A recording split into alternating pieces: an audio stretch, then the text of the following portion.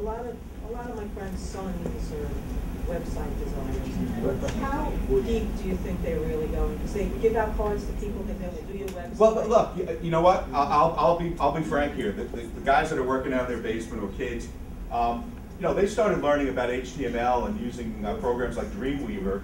You know, for like 5 years now, the kids have probably been doing it, and I started using it when I was 40 years old. So they may become rather adept at constructing a site in Dreamweaver. But here's the thing. What are you using your website for? Marketing.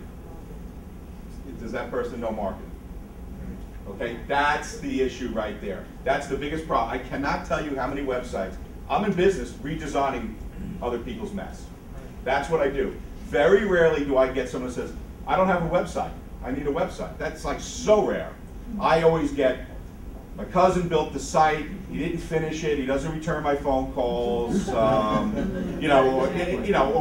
things like that. So, in terms of the marketing end of it, where it's really important, I approach a website from a marketing standpoint. Okay, that's the thing. I'm looking at it from a marketing end. The HTML, the HTML5, the Flash, the this, the JavaScript, those are all just tools we use. And we're not in love with any of them. We just use what's best for our client. So we spend a great deal of time, and I have a website questionnaire that I give clients because it really forces them to think about issues. But we spend a great deal of time planning. If you were building a house, would you just tell your cousin, go to the lumberyard, start? You know how to hammer a nail. I mean, you can cut a piece of wood. What's it to building a house? But then you walk in and you find that you're standing in the kitchen. Okay?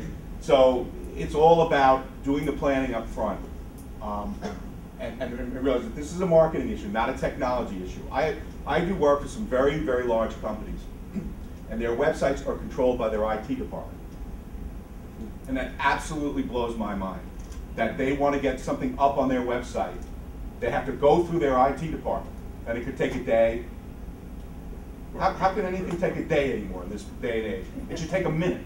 Right? You have a new interest rate you want to put up, you're a bank, it should be up instantly. Okay? But we're going through this thing. We're just kind of, people are trying to find their way. Whose responsibility is it? I do work for a college, and the website is controlled by the IT department. And they have to say in how things look. And even, there was something very important we needed up there. And they said, well, we didn't think it was important. Well, no. You gotta be kidding me. You know, I mean, would you have the pressmen writing the articles for the newspaper? No, they print the paper, they deliver the paper. They don't write the paper, right? I mean, it's the same thing here. You know, it's very important. It's very, very important, whether you do your own site or not, the planning, okay? This isn't a technology exercise, this is marketing. Very, very important. So for those kids working out of their house, keep going, baby, you're keeping me in business. I know for me the most important thing is to be able to update the site myself, like so that it is instant the minute I want to change something. And we're going to talk about that. We'll talk about the options and things like that. If a site is just built in HTML, okay, and you don't have any knowledge, working knowledge in HTML, you're kind of out of luck there. But there are options. So we'll discuss those options. So we talked about conventions, and then we kind of got off the thing, but that's good. All right, so we talked about this. Keep the noise down to a dull roar, please. This isn't a show with all these flashy things going on all around the place. I had a client who owned a large building. They were an insurance company, and he was very proud of his building. So he wanted like the home page of his website to be like the facade of his building, and you know, you open the door and you go in, and I'm like, no. And I said, who cares about your building? What kind of insurance do you sell? I mean, that's what do you have liability? He was in love with it. You know, the green marble on the floor. He wanted to pick up the accents, and I'm like, you got to be kidding me. You got to be kidding me. You know, that's just a lot of unnecessary noise. Get to the point. Otherwise, I'm clicking off and I'm going to your competitor. So get to the point. So you have everyone trying to clamor for your attention. They're trying to say everything all at once to you. That we do this, we do that, we'll take 10% off, we're going to do this, we're going to do that. And you're like, I don't know what to listen to. There's so many things going on. There's so many competing messages going on the page. I don't know what to pay attention to. So it's very important to focus on what it is you want them to. It might be a statement, it might be an overview statement, It might say, you know, we supply widgets to the aerospace industry for over 30 years. You know, get to the point. You know, get to the point with it. You know, it's like being at a cocktail party, and everyone's talking, and the noise level in the room is really high. You can't understand a word anyone's saying, right? So it's very, very important that you keep the noise to a minimum. So what is a good site? What is a good site for small business? We're going to talk about some of the characteristics and some of the things that are important. Number one, right here, tagline. Right underneath your logo in the upper left-hand corner of that page. In as fewer words as possible, let everyone know what you do. Okay? Right at a glance. Tell them what you do. Okay? Just right to the point. I can't stress that enough, that you have a tagline telling what it is you do so that people know, and that is on every page of your site. So no matter where they go, it's right there. Tagline, very, very important. And that should be part of your logo, okay? And that should be on your business card. And that should be on your stationery. And that should be on your direct mail, your advertising. That consistent application, get that tagline there. All right, so a good website, got consistent design and navigation on all pages. So that no matter where you go, there's this nice, friendly environment that they feel comfortable in. That all of a sudden you go to another page and it's a different color and the navigation change, and or there's no navigation. Everyone sees sites where you go and all of a sudden you click in and then the navigation disappears and they have like a home button or something. Like, well, what happened? You know, what's going on there? So it's very important to just, you know, be consistent. You know, a good website is just about doing a lot of little things right. That's really what it is. It's not, you're not hitting a home run here. It's, you want to do all the little things right. And if you do all the little things right, I have a contact button. My phone number's on the home page. I have links, you know, for more information, or I have a method of gathering contact data from prospects. It's all about trying to do all the little things right, and then all of that together gives you a good website and a strong presence.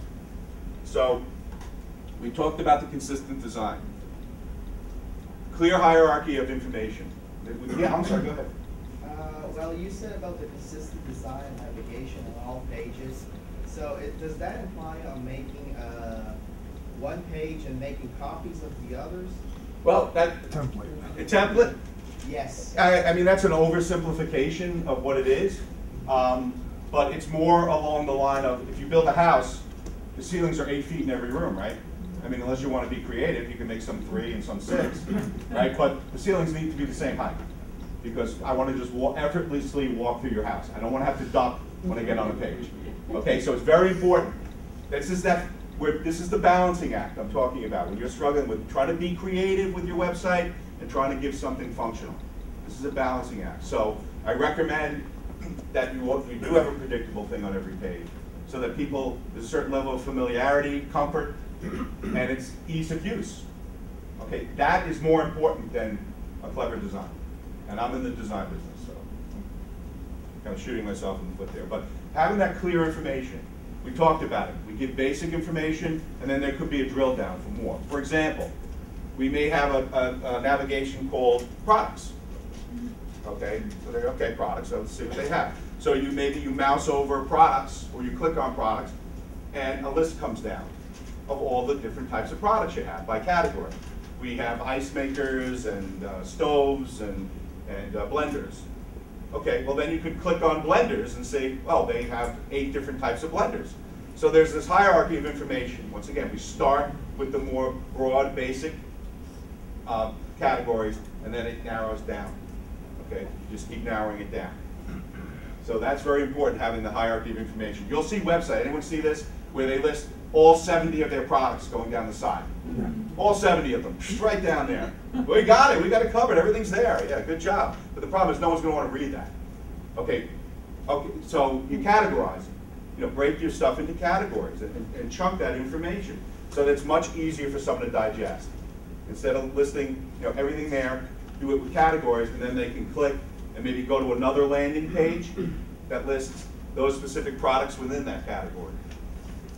And then it makes it much easier. Once again, it's all about, you don't want to overwhelm the person coming to your site.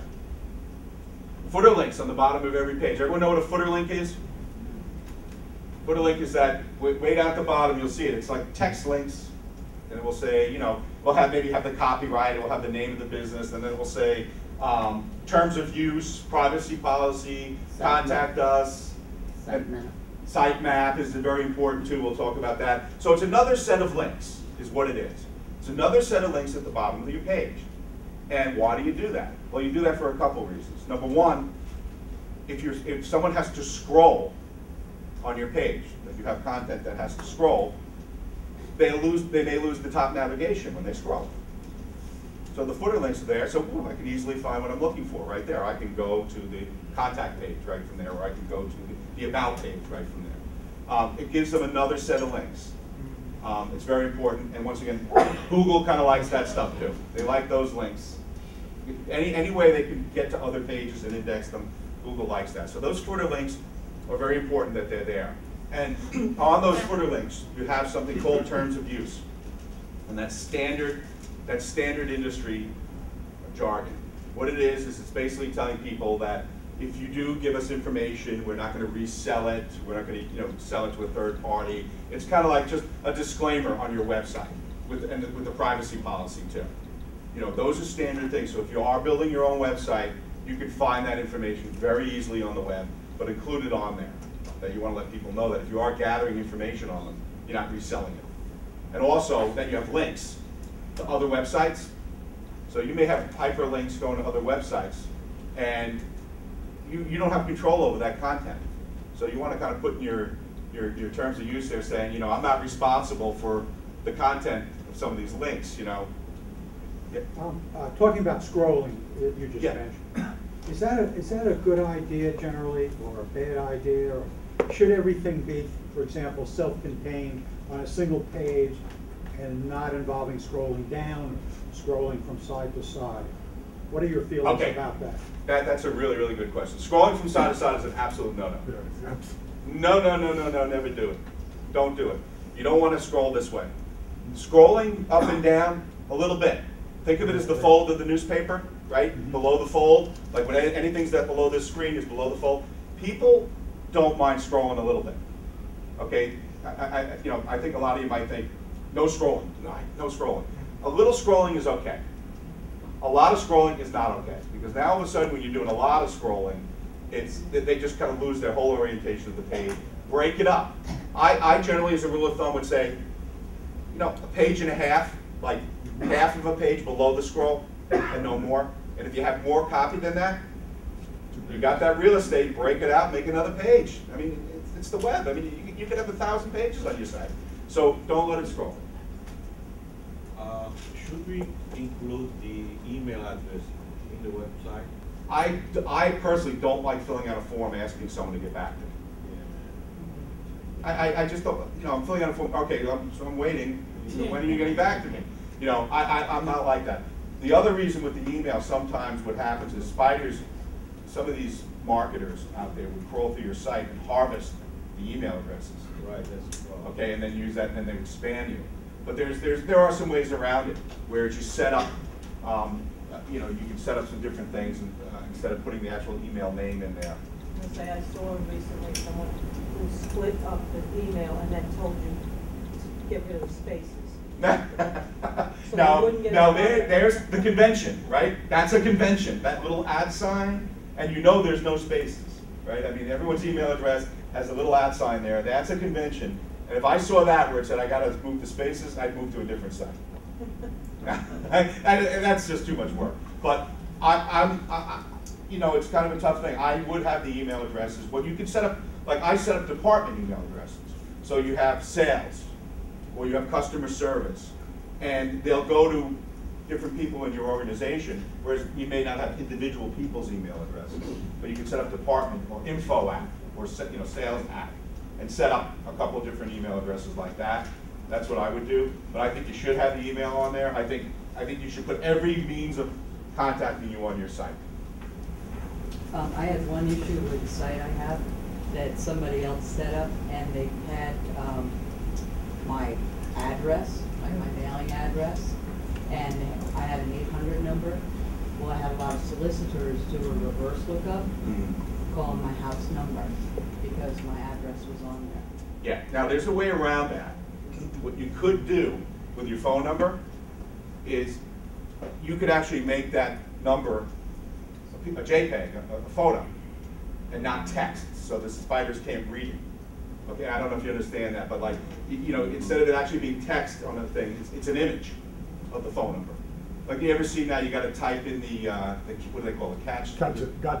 Yeah, you have to type in the thing when you want to submit something, and it's got like a lowercase d and a z, and it's got a line through it. Well, that's an image. So those spiders can't read that code. Okay, that's an image. So and that's why they'll try putting like weird things on it, you know. Why does that sometimes you have to do that 3 times? Well, you know what? That thing will drive you crazy because is that a capital Z or a lowercase Z? I cannot tell. You know, it's like, oh my gosh, it's ridiculous. Even if I do it right, it's still it's stupid. takes 3 times. And once again, they're just doing that because these robots go in there and harvest this The stuff. new way to do it is with audio. Yeah, Much better. they have a lot of them will have an audio feature right there. You'll see the little audio thing, and you can just So would you suggest? It's actually a recording and you type in what it's saying in the recording. What happens with No, it doesn't have Because audio that's what they turned on? found my whole phone. You know what? It's once again, it's a balancing act. You want your address to be indexed by Google, and you want it out there. So to me, it's worth the trade-off. I mean, you can't design your site for the lowest, character of people. You know what I mean? And trying to do a foolproof thing. You're out there. You're out there for everyone to see. And people, I've had sites. My own website was hacked, and it was some sort of Chinese national organization. Had pages within my website, and you get people that will hack it. And I've had clients that have had their sites hacked with things like that. So, you just try to stay one step ahead of them, but you got to do your thing. You got to do your thing. How did you find out you were hacked? Well, I was able. We did a Google search, and my name came up, and then there was this page with all these Chinese characters under it. I was like, what is that? That's how I found it. It was on my server, embedded within the page of my They server. were using your resources for their purpose. It's very common. I had a pharmaceutical, Viagra, pages on mine. Very common. Very common. I didn't take that as a personal. What's the advantage? Yes. Did you find out what was the cause of exploitation? Well, they hacked into my server. I don't know who it was. But if it was a malicious script? Oh, yeah, it was malicious, all right, sure, But absolutely. you wrote something wrong? and Well, they- we've actually had that with databases and things like that, where they'll put a virus in the database and corrupt the database. You get it all the time, so it's very important, security. And it's also just very important that, remember, you put something up on that website, it's there for everyone to see, and you're kind of vulnerable. It's there But, forever. I think the advantages of it far outweigh these kind of things. So, keywords.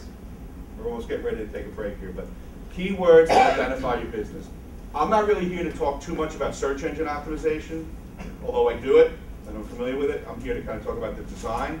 But while you're designing your site and developing the copy of your site at that time, you want to be thinking about search engines and how the search engines will read or index your site. So you want to have right up front on every page, those first couple of sentences, get the keywords that describe your business. You kind of do it in different ways on each page if you can. Google likes those first 200 words or so on each page. Loves it. And I'll talk a little bit more about search engine optimization, but you want to have your content rich with keywords that describe what you do. So really think about that when you're putting the copy together. Google, which is the #1, everyone knows Google's the guy, right? Every 8 to 10 weeks, they'll crawl through your site. They'll read your site. We call it indexing. They'll come through your site and say, hey, what's new? That's our business. Our business is to find out what's new and put it up on Google. So let me read through your site. And does your copy on the page, is that relevant to the metadata, which I'll talk about meta tags and things like that later? Does all this jive? Does all this make sense? And if it does, we like you. We like you, and we're going to score your site a little bit higher. But they'll come back 8 to 10 weeks again, and they'll say, okay, same thing. This is the same stuff I saw last time. Okay. Your competitor changed their content and updated their site. They may go, propel above you. So it's very important when you're talking about content, and we'll talk about content too, that you update your content, you know, as frequently as you can, as realistically as you can. Your old business owners, it's very difficult, but at least get in there. Maybe if you put a press release up on your site, a news article on your site, something like that. Just make it part of your routine. Just make it part of your routine. Once a week, once every other week, I'm just going to put something up on my site. Very, very important. Why? Okay, because Google's not going to like you if you don't do it. I mean, if you're selling a widget, right? Yeah. And your widget's not changing. Right? And it's the only widget out there. You're updating. You're not selling a widget. You're selling your company. And your company is changing all the time. You've got a new employee, you know, you moved to a new headquarters, you were just awarded a new contract, you got an accreditation. It's a matter of relevance. You need to be It's- relevant and current. Yeah, so it's not just about your product, or maybe you have a new product, or maybe you want to talk about a new enhancement on your product. The biggest thing I see when I'm dealing with my clients is they all just think, they don't think a lot of things that happen during the course of their business day and week are important. And I'll say, what's going on in your business? What's happening? Oh, nothing new, nothing going on. There's got to be something. No, same old, same old. So you keep up. Well, we did get that contract with the Navy for $3 million. Put it up. Or we did. We all volunteered over at Habitat for Humanity. We built a house. Kill you. I mean, if you're a customer or a website viewer, I mean, you certainly don't care if they hire you or they're There you go. Look, right there. You hear what you said? Google cares. Oh, okay. And what's Google going to do? They're going to say, we like this guy. We like his website. We're going to push him up. What is Google? Because Google's all in the business I understand. about displaying what's the latest and what's out there. Their whole job is to index the web and bring it to your desktop.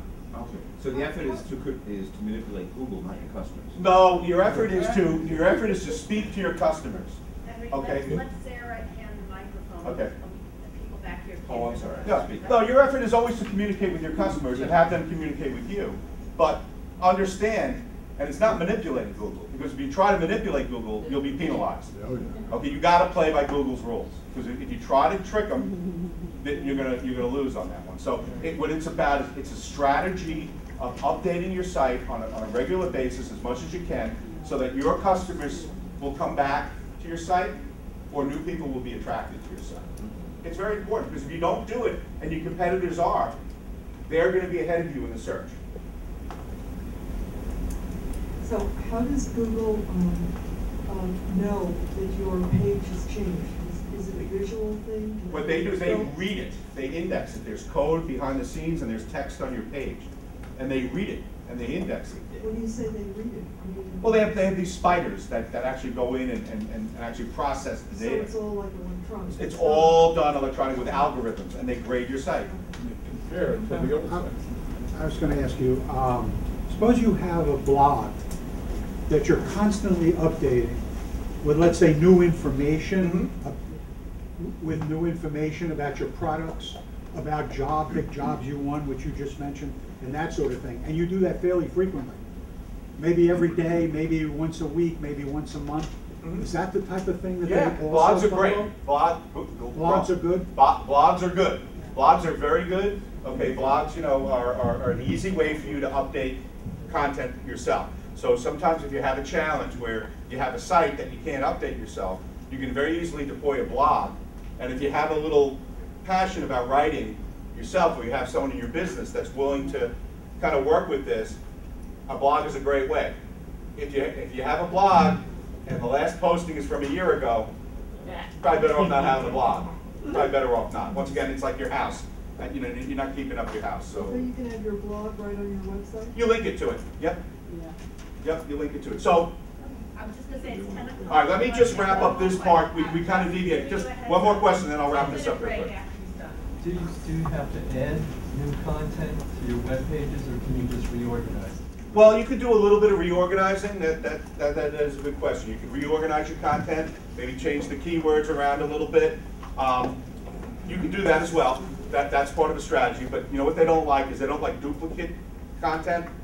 So if you duplicate things a lot, you have it on a lot of pages the same way, they do not like that. Okay, so it's all about relevant copy, okay, that pertains to your business, your type of business, and things like that.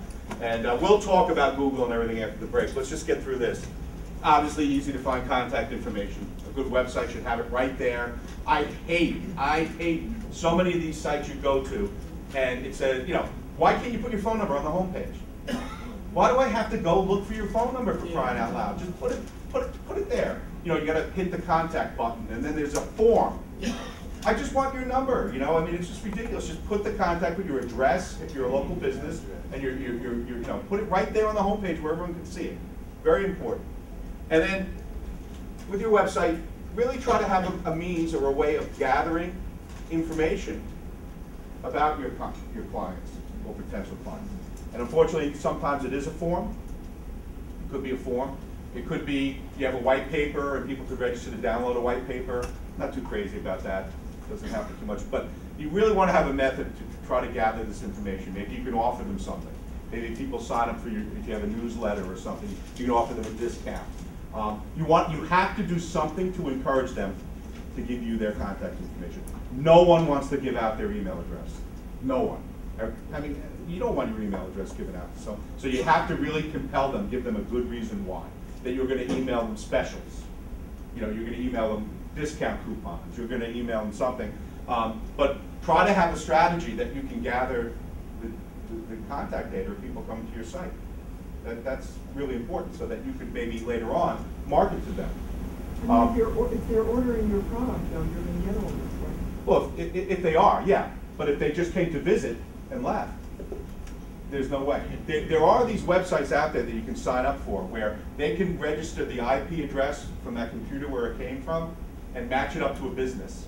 And you can get a list of the businesses that visited your website. And it's a little pricey, but you know, you can see it. Say, okay, this person, these are the people that visited my website. They didn't sign up for anything, but they visited my website. It's like a third-party website you can sign up for. There's a few of them out there. Talking like Omniture? Or? Yeah, exactly. All right, so things to avoid. No splash pages or intro pages, please. Self-serving, boring. I just want to get on and find out, you know, where you're located, or I just want to find out what products you sell. That's just self-serving, and shame on you. Shame on you. Don't do it. I'll get mad if you do it. Don't do it. No splash or intro pages. None. Get right to it. What's that? So you even go to a website and they have like music playing and you know the type will come in and it's, you know, our commitment to excellence. Oh, forget it. Come on. That's it. I'm right off. You know, these have disappeared. You know, fewer and fewer people are doing them. No, whenever they say end your site. Right. End your site. Well, thank you. Well, you know, gee, what do you think I'm here for? Of course I'm going to enter the site. But there used to be a lot of them. But you see fewer and fewer, and that was the number 2 most clicked link was skip this intro. You know, it's just a roadblock. It's just a barrier to having that contact with the customer. Slow loading pages. Okay, once again, nothing will frustrate a web user more than they come on a page and it's taking forever to load. What would cause a page to load slow? Large photos. You ever see the window shade thing, like where a photo's coming in like this? The photo's way too large. It wasn't optimized for the web. So the photos have to be optimized for the web. No real heavy graphics on the page. It's got to be nimble. It's got to load quick. You could have the most beautifully designed page in the world. If it takes forever to load, no one's ever going to see it. What if the photos are essential to your site? Oh, photos are essential to your site. Absolutely essential. But they have to be optimized for the web. They have to be small. That you can't have. Oh no, I would tell you must have photos. Okay, because I work in the art industry. We have to use photos. Everyone should have photos on the site. We're going to talk about photos too. It's a must. It has visual meaning. Okay, kind of brace it up. So have that. I really think it's a challenge when you have a color background and white text. It's a challenge to read, especially on the web. We all grew up reading books. Okay, black type on a white page, right? It's a convention.